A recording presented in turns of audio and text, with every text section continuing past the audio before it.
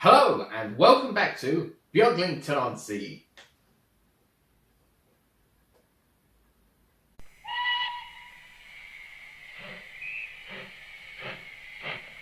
Yes, hello and welcome back to Beaglington-On-Sea.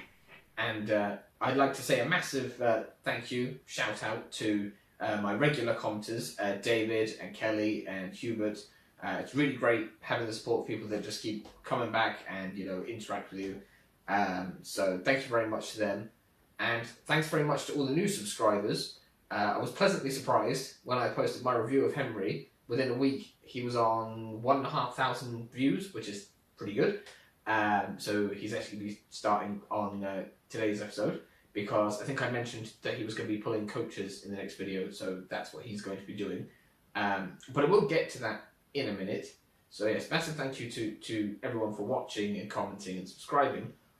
But Hubert, if I'm saying your name right, has sent me something from the Netherlands. It took a little while to get here, but I have it somewhere. I have it here. It arrived at my work, and I've cut through the tape, and I've tried to open the box and torn it, but I haven't actually opened it yet.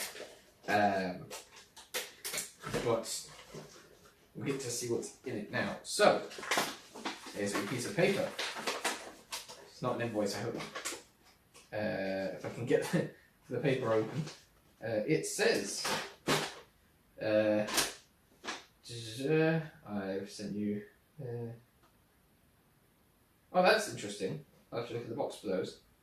Yes, right, so basically, Hubert said to me that he had a wagon he could send to me, and I said that was very kind of him, so he has sent it to me, and he's even drawn a little diagram of the trying operating hopper thing, which is actually really quite nice. And he says he's had it for 50 years, and it's been stored for 40 years, which is a shame, because obviously trains should be played with. But yeah, I'm really looking forward to opening this. So thank you very much, Hubert. So there's bubble wrap, so it's well packed.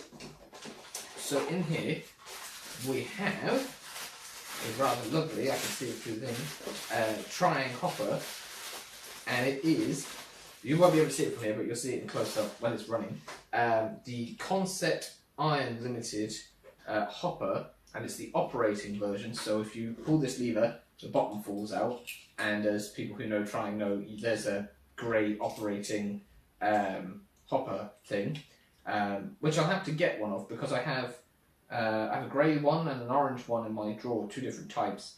The orange one doesn't work. It's just won't get pulled very well. But yeah, we have something that I look into, but I haven't got one of those, and I haven't got the old track.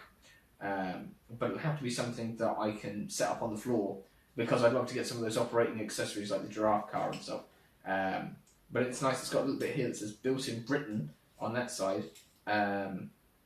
I think these were the R214, and they came out, I don't remember if they were operating when they came out, but they came out in 1958, and this version came out in 1975, I think. Could be earlier than that. I know that it was in the 75 catalogue. I'm not sure if it was in this colour, it might have been, because I think I used to have that catalogue. It was the 150 Years of Steam one with the picture of the rocket and City of Truro, even though they didn't make City of Truro. So yeah, that's a really nice wagon. So I'm going to put that there for a second, because there is some more stuff in the box. There is in fact a couple of, that was missing a fish plate, but there is a pair of converter track pieces. So this allows you to take Hornby stainless steel Series 6 track back up to Super 4 track, with its interlocking sleeper fish plate piece, and it says on that Hornby Great Britain R476. So actually that would allow me to use my track with, like if I have spare track, I'll show a box down here somewhere, with some Super 4 tracks through some accessories like the old operating post TPO set. So that actually, Hubert, that is a brilliant thing to include. So thank you very much. That's really cool. So I will put that aside. That's something I'll have to look into when I'm looking on Hatch Pre-owned to see if I can get anything to run with it. And there's some more goodies in here. There is some sort of power track piece. As you can see, that must be for a Series 6 because it says Hornby Railways on it. And then there's a piece of a level crossing, and I don't actually know the level crossing pieces very well. So there's some pieces here. I'm not sure about the bit that goes in the middle of the rails. There's one side of it. I suppose you're supposed to have 4 gate pieces, but I only have this one piece and it's broken. But you can see, I don't know if you can see, but the white bit is there inside. And obviously that used to be there. But I might be able to get it out and glue it back together anyways. But that would be cool. I could have a stretch of track if I could get the middle piece, and I could just show how it's supposed to go together. That's the Trine R70A, and it's made in England because, well, they could make things in England back then. So that is a really nice box of stuff, and that's going to give me plenty of ideas for things that I can do for the channel.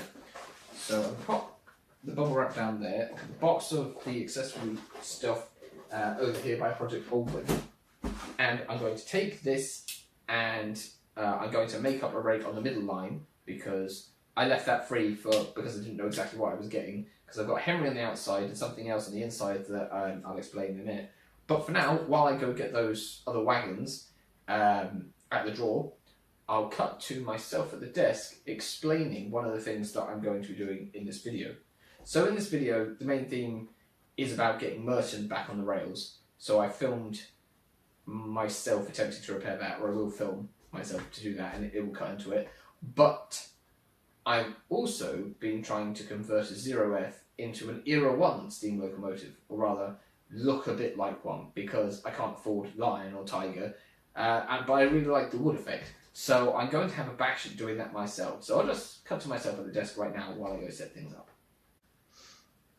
Yes, so this is just a little project I'm working on, and as you can see I've got the purple pug, and it has received so far some modification, but really what I've got planned here is to try and make something that looks a bit like an Era 1 locomotive. So I'm going to cover the saddle tank, not in these are my paint stirring sticks, but in some sort of pre-painted things that are supposed to look a bit like the wood cladding that you get on the boiler of Era 1 locomotives. So what I'm going to do is I'm going to attach those to the saddle tank, and then I'm going to have some sort of green painted boiler bands to go over it and at either end, and I'll probably paint the front of the tank green, and I'm not entirely sure about the sides here. I'll come up with something the coal bunker bits there, and then I might make a little tender or something for it as well at some point. And then with the chassis, my plan is to paint it up in sort of like, I mean, I'll have to mix it myself because I don't have it, but Indian red frames and like green sort of bits here and there. So, you know, it's really not going to be anything realistic or anything professional. It's just going to be something kind of amusing that I want to attempt to do, and it could turn out to be a complete disaster. And if the body does turn out to be naff, I have got a different 0F body that I can just put on it and have it as a different locomotive anyways. So I'm going to crack on with that now, and I'll show you how it's going, maybe when I've got the boiler coated in those stick things. Right, so I have got Hubert's wagon down into a consist on the middle line, which you'll see as it's going round, and I'll introduce it in a minute. So I'm going to start with the inside line, because I posted on my community tab saying, you know, I was tidy the layout, if anyone wanted to see anything running, and I had a conversation with Kelly, and she said, could I run the Blue Percy with some open wagons and a brake van of my choice? So I chose the LSWR brake van. So I think we're on the HM2000 for this one. I've got the Blue Percy with a scruffy Thomas wagon, and then 3 of the railroad style wagons. There's one that I bought repainted off of eBay, the Richard Starkey one from the Beatles set, and the G. Simmons one from the Eastern Rover set, and the new mainline wagon that I have, or replica railway, and then the Hornby brake van as well. And then on the outside line, I have Henry with a rake of 3 Lima Mark 1s in London Custom because I thought they looked nice. So Henry is currently doing the express because Gordon, as some people might have seen, is not very well. So we've got Henry pulling those, and hopefully he's not too rattly or too clicky today. And then on the middle line, I have something which has to be strong enough to pull its train because it's all Triang. It's a Triang 3F. She's a bit stubborn. Come on. There's something wrong with the wire. Oh. Here we go. So it's a Triang 3F, which is quite noisy with its train, pulling 3 hoppers. Oh look, it stopped so I can talk. So it's got 3 hoppers. It's got the concept hopper, which is now hidden behind the platform shelter. It's got a grey hopper, which I think is also an operating one. And then and it's a really early one as well, actually. And then there is a green engineers one as well. And then a Triang sort of BR brake van at the back. So that's going to be running the middle line. So I'll get that going again and get some nice footage of those running.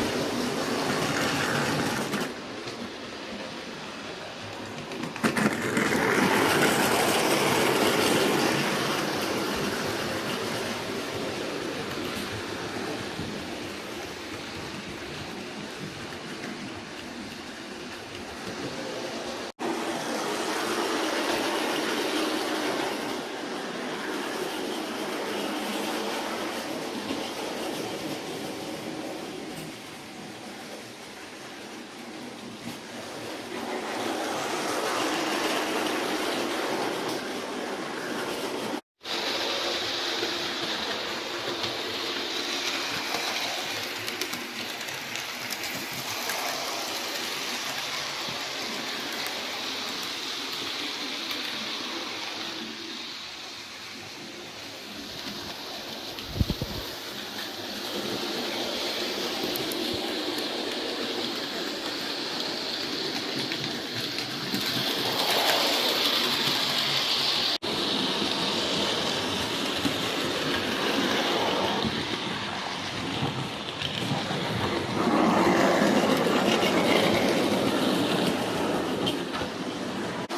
well, I suppose I'm going to stop those. We'll stop those lovely hoppers there, and then we will stop Henry in the station. And finally, I suppose we're going to stop Kelly's vintage trailer. Right, well, I'm going to change over the rolling stock now to what I have planned next, and you can take a look at the little behind the scenes thing that I sort of mentioned on my community thing where I said I was cleaning stuff up. So it's just a little thing about the jobs I was doing. Yes, so in my community post, I had said that I had taken off stuff to Hoover, and I've also been trying to mend a few things. So I've got the telegraph pole there gluing back up. This gate post won't stay stuck to the gate, so the gate keeps falling off. And even if I prop it this way, the gate just seems to sort of flip itself over. Look, I think it's going. Hopefully it stays put. Nope, it's tipping. It's gone. So that's becoming a bit annoying. I might have to prop that up with something. All of these bases to the fences have come unglued because of Smutpuss walking along the layout and catching himself off of them. So they're gluing. The tree that has been knocked down for the last year is finally being glued back on. That telegraph pole is gluing as well. And then if we come round here, there's actually a barrel. This barrel here at the end, that is gluing back on. These bits here, they're gluing back on. So I'm just leaving those to dry now, and then I can put all the stuff back on the layout, as you've seen, and stuff will be running. Yes, so that was just me sorting out a bit of tidying up and stuff because the layout was getting a bit dusty. The executive producer kept leaving hair everywhere. So it's nice and tidy now. Things are glued back. That's glued. This tree is now standing again. It's a miracle. A tree that was chopped down is now growing again in exactly the same place it's been, I don't know, like reattached to its trunk. It's new sides, I guess. So it's looking nice and clean. It'll be like that for a week. So anyways, the main theme for the video is the fact that I'm trying to get this working again. And this is my centenary Hornby Terrier, Merton. And, you know, I can't deny that Hornby's new Terrier is an absolutely fantastic model. Like, I mean, I've got over here, I've got a repainted Hornby or Dapple. It's a Dapple bottom, I think maybe a Hornby body, as Mini-Race. And the difference between the two is stunning. It's just such a difference. So the Hornby Terrier is a very nice model, but mine was let down by a motor that, I mean, I wasn't running it anywhere near how much other modelers would run it because I didn't have the time. But it still died. And then it took a while to get a hold of a motor because I had trouble getting one when it was in stock. So now I have a motor and I'm going to hand over to Alex at the desk, and he is going to attempt to fix this. And you've probably seen over the course of my videos that I'm not exactly the most practical, logical person when it comes to trying to do stuff, like when you see my scenery on Project Auckland. But I'm going to have a bash at it anyways. And I'll join you back here in a couple of minutes, and we'll see if I've succeeded. Yes, hello and welcome to the desk, to something which probably won't even work. But here we have the Hornby Centenary 00 gauge scale models locomotives top blink from Hornby R3823 LB and SCR45 Merton Centenary Year Limited Edition. Bit of a mouthful. So this is something that I got from, I think I bought from the New Road Modelers shop, but I pestered Hornby endlessly about it on their social media, saying, when is it coming? Because I'm fairly certain it was late, but it was during the pandemic, but I just kept moaning about when it was coming. But eventually, it came. And I thought, this is brilliant. and it might have featured in my early videos, but basically I had it, it was running fine. I had a 6-pin DCC chip in it, I think that's what it took, to stop working on that. So I took that out and put the blanking chip back in, and it started working on that for a while, and then it stopped working, and then the motor just completely died. So I said, right, we'll take the motor out so I can use it to push around or whatever, but I can't get a hold of a motor right now because they don't have any. And then whenever they came into stock, I kept missing them. So eventually, I put money away, and then I was able to buy a new motor, which apparently is an X7420 motor cover worm pinion R3767, whatever that means. So here is the limited edition box that Merton comes in. So it's a bit fancy. It's got its information here, and it's kind of annoying because I've got very old engines that work perfectly fine with their original motors, but this model in a limited production run of 1000, number 258, was built with a shoddy motor, and like, it's a shame because it's a beautiful locomotive and I shouldn't have to keep it in the box and not on the layout, but you know, it's just one of those things really. Sometimes stuff just goes wrong, I suppose, and there's nothing you can do about it. So on the underside you can see there's a screw here, that's where the front coupling would normally be, on top of that, and there's a screw here, and undoing those should allow me to have access to the, I just unplug the soldering iron before it gets too hot, because it's one of these cheapo ones that's more likely to melt itself than the solder, but yeah. So anyways, you should be able to get the body off fairly easily. So I'm going to unscrew that and unscrew that one. And it's been a long time since I looked inside Merton, so it'll be interesting to see what the score is. Yeah, everything seems to be fine. There's a little pipe work there. Oh, the screw's fallen out. That's fine. I'll pick that up. Yeah, I don't know what's up with that pipe work there. But the sanding gears are there anyways, at least. I'll put that upside down out of the way. Just grab that screw off the floor, wherever it's decided to pop off to. No, I can't see it right now. We'll find it afterwards. Yes, Whispers, I can hear you. Shut up! So this is the old motor, and I did take it out to see if it would work and got a bit of life back into it, so I re-soldered it. The wires were a bit naff, and put it back in, but then it didn't work, so I added these new wires on to test it with other power supplies or whatever, and it just didn't work.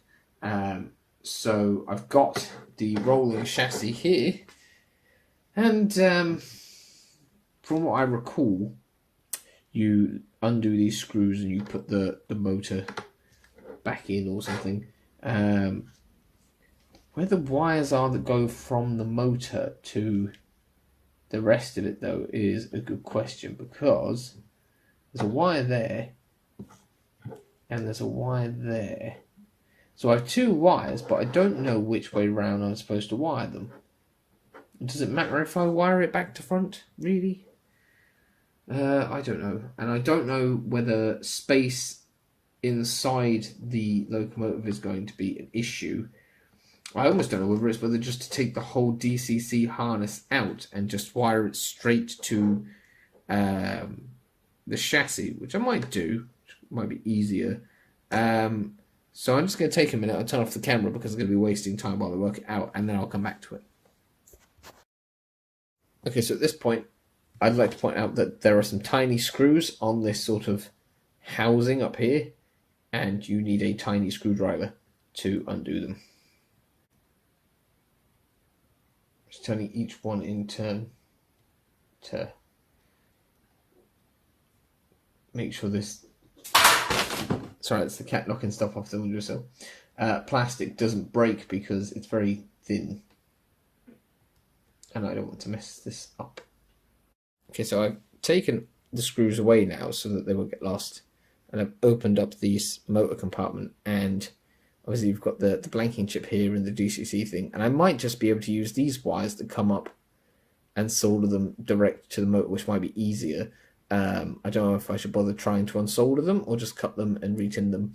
But there is a piece of tape here which, well, it's tape, it's not very sticky. But keep it there. That's to keep it insulated, I guess, from the chip. But yeah, I don't think I'm going to need all this extra gubbins. So I'm going to separate that now. Could you be a little bit more quiet?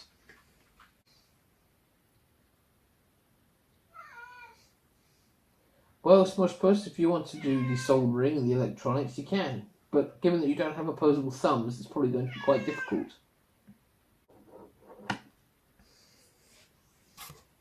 Okay, so I have the unit away now, and so I'm going to unplug the DCC chip from that side and just pull it out. And I don't need those bits anymore, hopefully.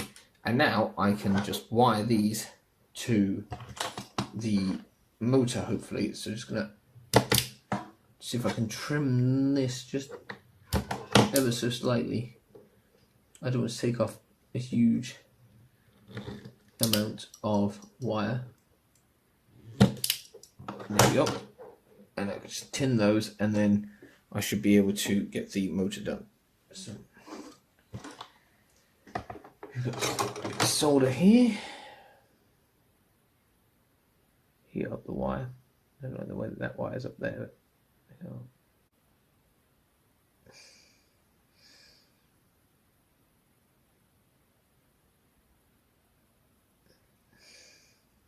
one, two, yeah. And then we can open the motor.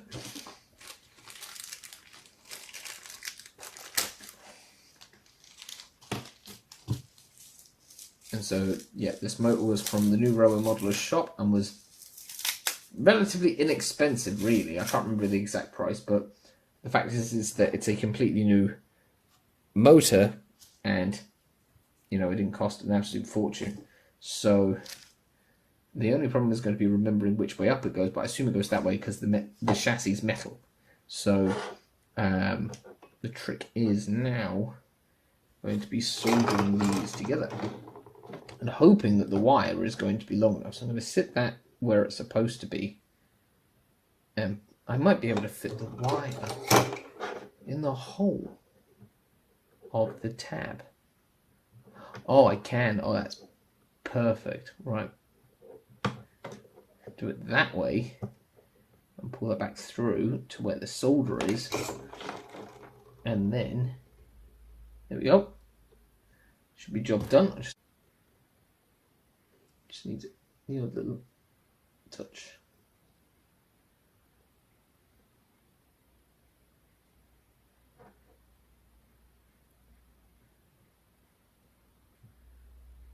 Come on. Well, it's attached, so I can say that's a success. Now, I probably should have tested the motor beforehand, but I'm now going to screw this all together and see how it works on the railway. And this should just go that way like that.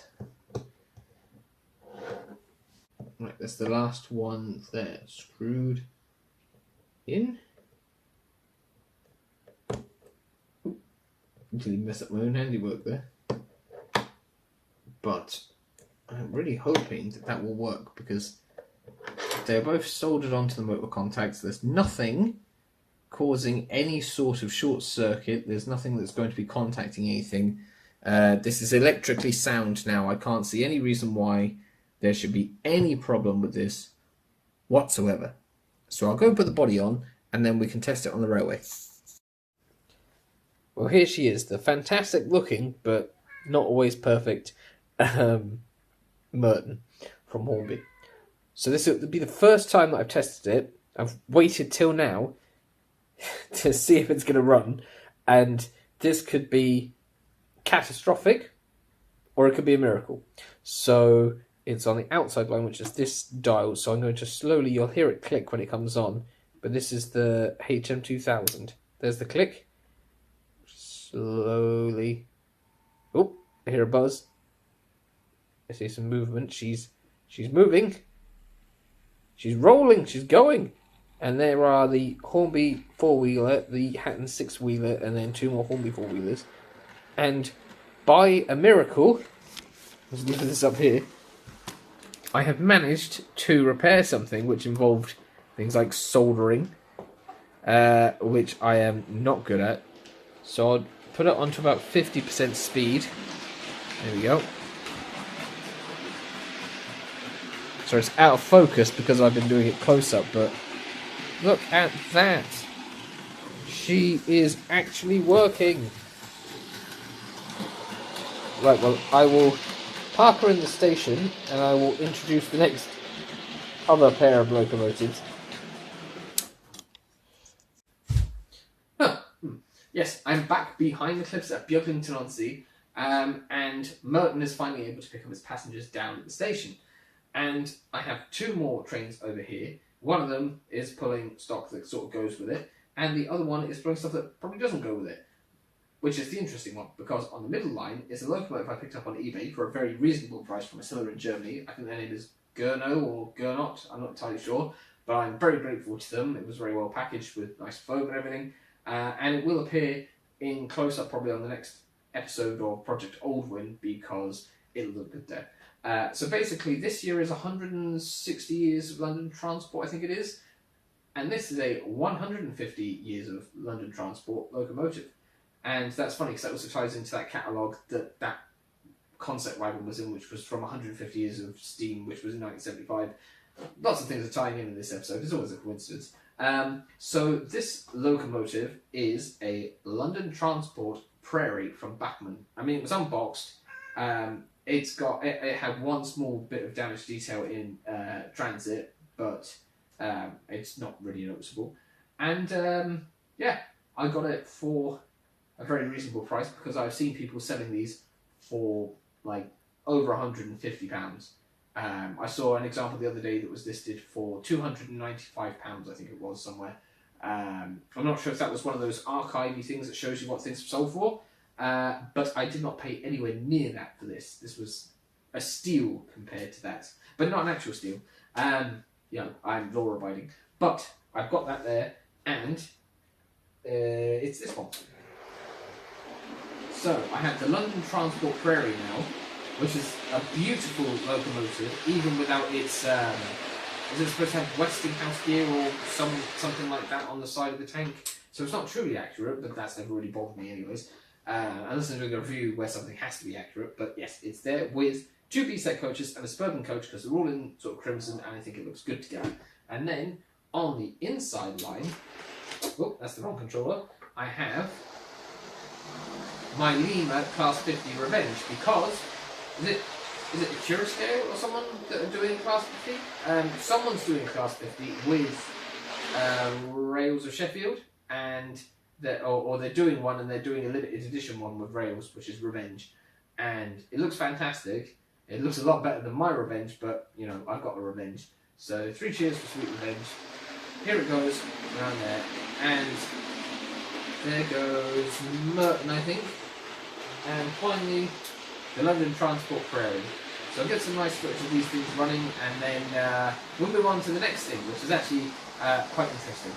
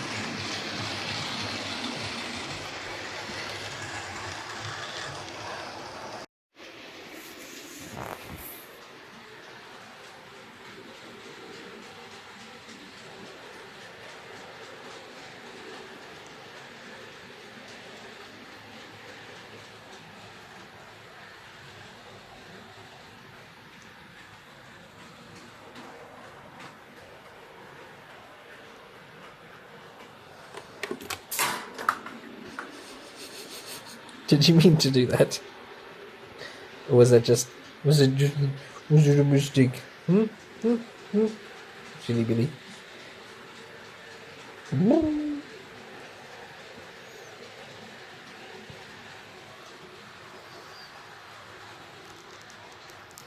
I suppose it's time I'm going to stop those now. I've already stopped Revenge because it was a bit noisy.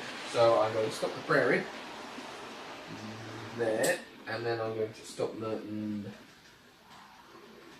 There. We'll safely home in the fiddle yard. So earlier on in the video, I was working on, or I was telling you I was working on a 0F project where I'm basically taking a Hornby 040 and making it look sort of like an Era 1 locomotive, kind of, you know, Tipfield themed, you know, because it was the 70th anniversary recently. So I'm going to pass it over back to Alex at the desk, and he's going to have a little video montage of working on the project, and then I suppose we'll stick it onto the railway, and well, you can see how it runs, how it looks. So yeah, over to me. Welcome back then to the Era 1 Pug project that I'm working on, and as you can see, I have painted over here matte black, and also around the smoke box I've given it another coat of matte black, and that's the last of the matte black paint that I have at the moment because it's all kind of sludgy because it's very old.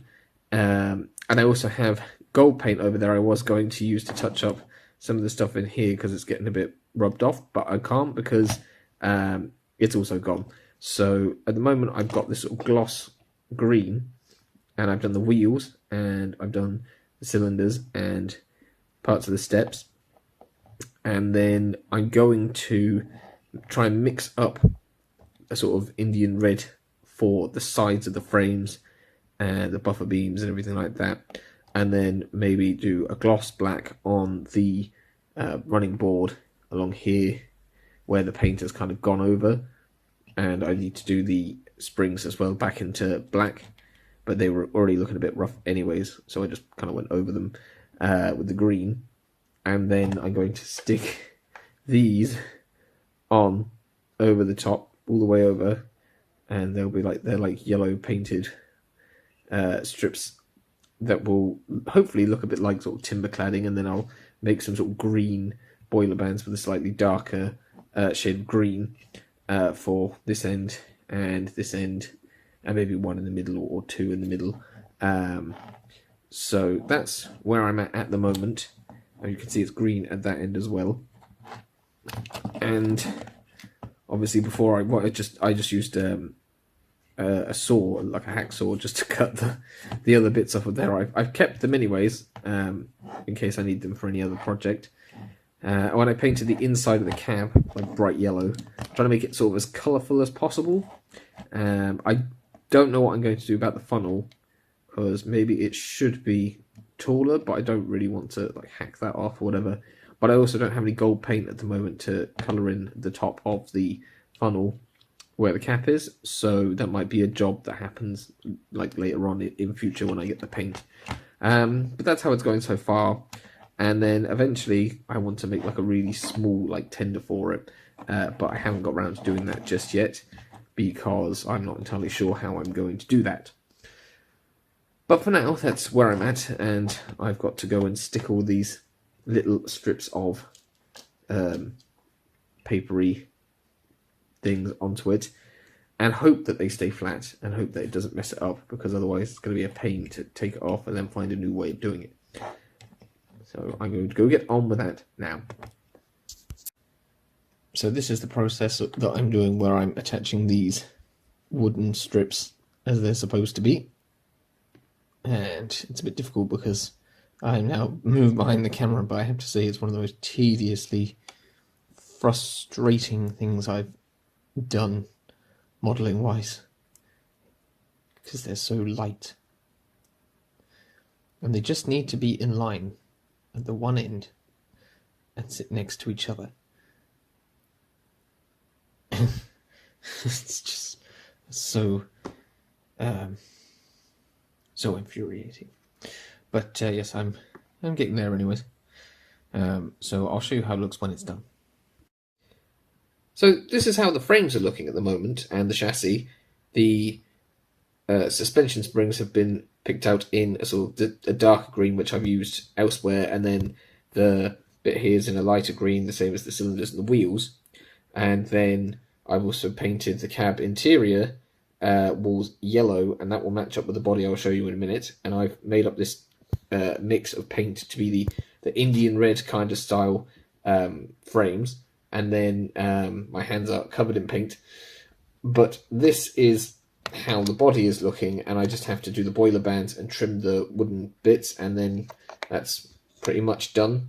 I'll have to get some nameplates at some point for it, and give it a name. But yeah, that's how that's going. So I'm now waiting for this to dry so I can paint the top surface of the running board in probably gloss black, because my matte black has dried up, and then I'll put the boiler bands on and get it all back together.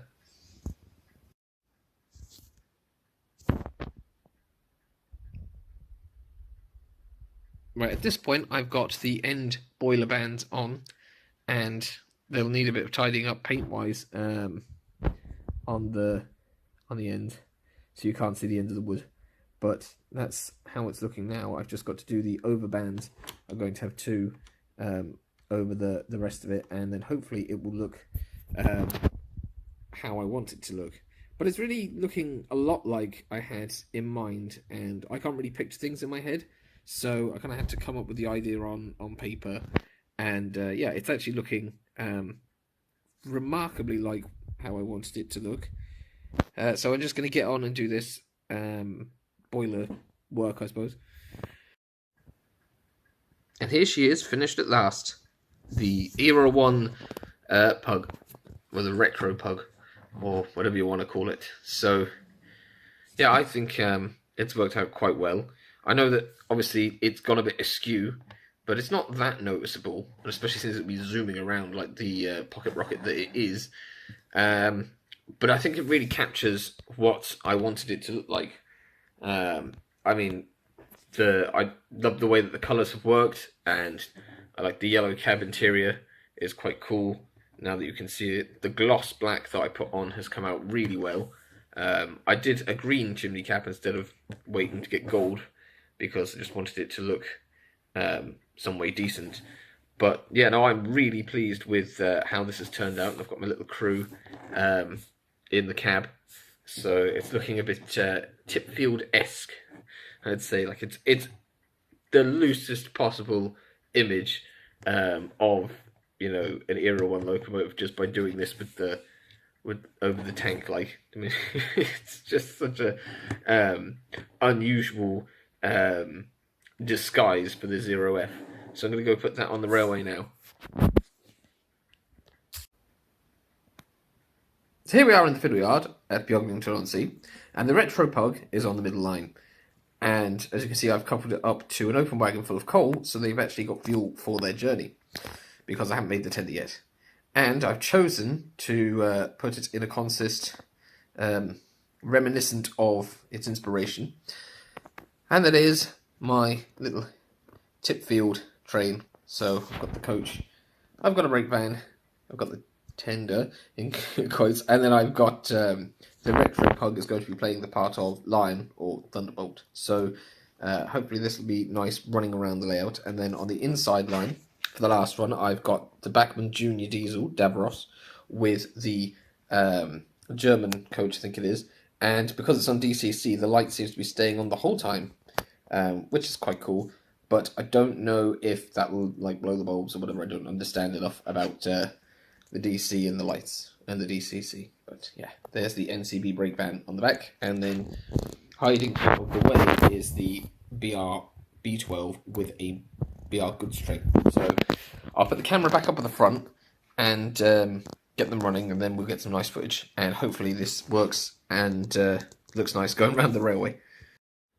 So this is the condition of my tripod at the moment. Sellotape together. Yes, right, it's time to get those trains running. So I'm going to start the B12 now. Get that going. And then the Junior Diesel is on DCC, so we'll get that going. The only problem with that is that it's a bit sensitive with the speed steps at the start, so that's probably as smooth as I'm going to get it to go before it just suddenly goes zoom. So that's that. And now I'm going to get the retro pod going as well. And I'm so pleased with it. Like, I should sort of be a bit proud, I guess, of it, because, you know, I think it's good. It's such a strange big number. Yeah, right, time to get some footage of them running.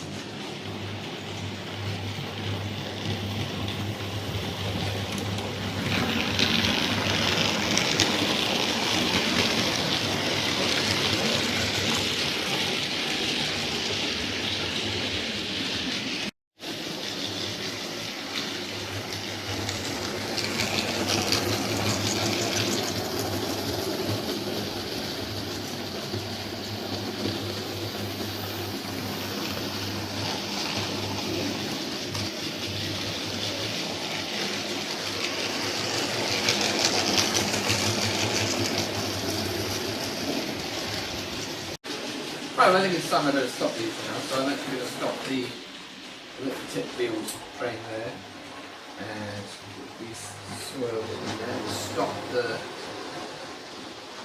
junior diesel in the station, and just bring in the B12's good train to the station as well. There we go. So yeah, I think it looks splendid, really. So I suppose that's it for this episode. Oh, someone's tipped over their car in the pub car park. So yeah, Merton is working, things have been repaired, and I have the retro pug done. So yeah, that's the end of this episode. Next up, I actually have a Beaglington review planned for this package, which came from the new Robin Modeler shop. So that would be my next video. And I might need help from the retro pub for that, and have to botch a few things. But yes, that's the next plan, and then when I do another video of Project Aldwin, I'll do some more nice close-up shots of the London Transport Prairie. So all there is to say really is thank you very much for watching. Thanks again for being a marvellous audience. Thank you very much to my regular commenters again, David, Kelly. Thank you very much to Hubert for that lovely hopper wagon. I have to try and get a hold of the operating equipment that goes with that. Thank you to all of the new subscribers, and thank you to everyone who continues to watch my channel. So yeah, that's all I've got to say really is thanks very much and goodbye. So yeah, subscribe bubble and a playlist thing. You always have to remember those. So yeah, until next time, I've been Alex and you've been Class. So see you next time.